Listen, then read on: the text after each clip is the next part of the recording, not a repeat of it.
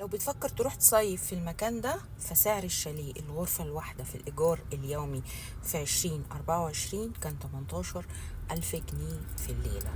بالنسبة للغرفتين كان من 22 ل 4. أهلا بيك في قرية من أجمل القرى الموجودة في سيدي حنيش. القرية دي مسلمة مرحلة من حوالي سنة ونص سنتين، بالإضافة كمان إن في أوتيل في قلب القرية شغال.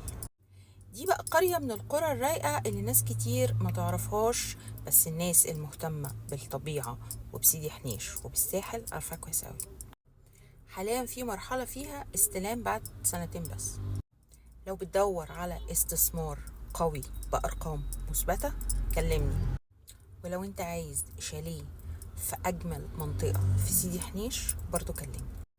لو مهتم سيبلي كومنت مكتوب فيه سكن أو استثمار أو الاتنين وأنا هرد عليك.